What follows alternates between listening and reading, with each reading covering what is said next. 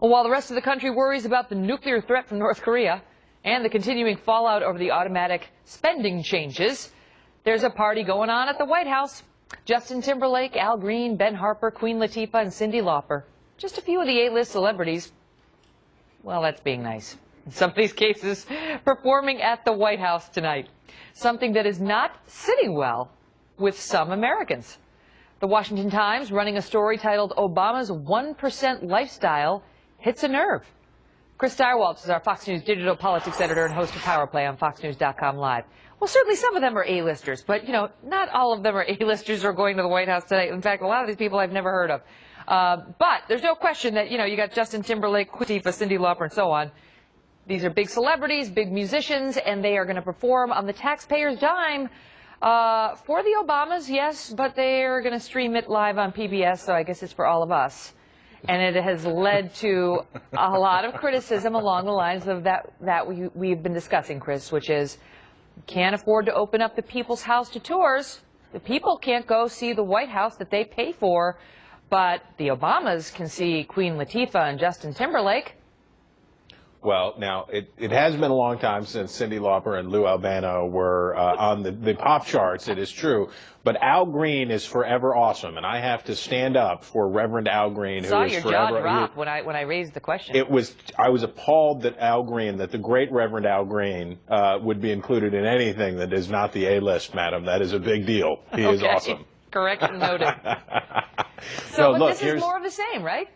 Well, it's more of the same, and it's also this. If we think back, if we use history as our guide, back when Bill Clinton was fighting with Republicans in the House, which is our template for this, and they did government shutdowns, partial government shutdowns back in the day, back in 95 and 96. It was for a couple weeks at a time, and you bump into it, well, close the Washington Monument, and Bill Clinton could tell his wife and tell his family and tell the social secretaries and tell everybody, cheese it. We got to be cool for a while. Don't do anything because this is the austerity. This is the shock and awe. This is what we're supposed to be doing. But the president's playing a long game on these cuts and talking about these cuts. He ramped it up big, well in advance of the imposition of even the beginning of them, and they happen slowly. These changes, as you say, this is a slow process, and as we've already seen, it's been mitigated substantially by spending legislation in Congress. But that means that the president is now playing a long game, and he has to tell his wife, and he has to tell the social directors and other people, whatever you do is going to be seen by the American people through a different lens while we're pulling this budget stuff. That's the thing. I mean, the employers... workers have been furloughed, and the president is the one who is running around giving us these dire warnings of how bad these spending changes were going to be and how we shouldn't do them. And, you know, then we did them, and we did them pursuant to legislation he signed. And now he's going to have this great party at the White House where they're going to have a grand old time, I'm sure, with Justin Timberlake. But how exactly will that make the members of the military who have been furloughed feel as they're watching this celebration? I know it's been done for 30 years. I mean, this is a part of an ongoing concert series at the White House, but that doesn't change the perception for the people who are sitting on their couch wondering where their job is.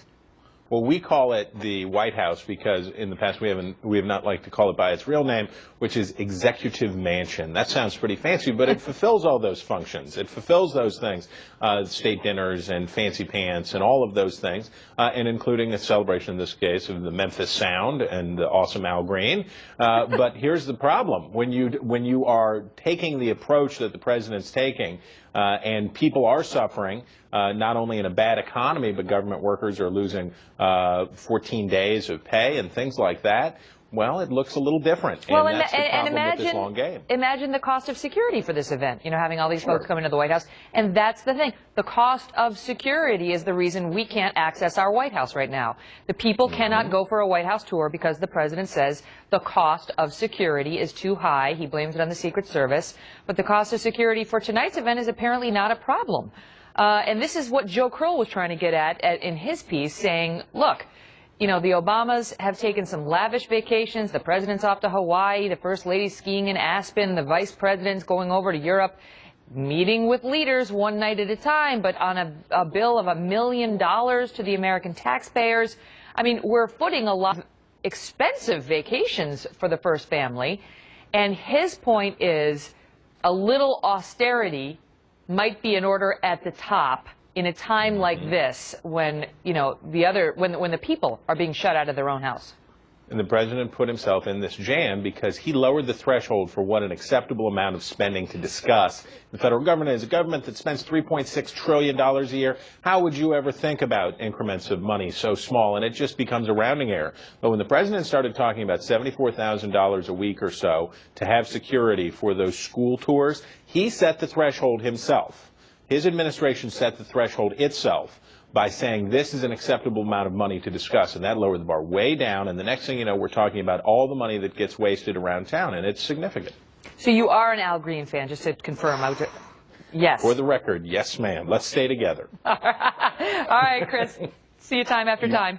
You bet. That's the one I would like to hear.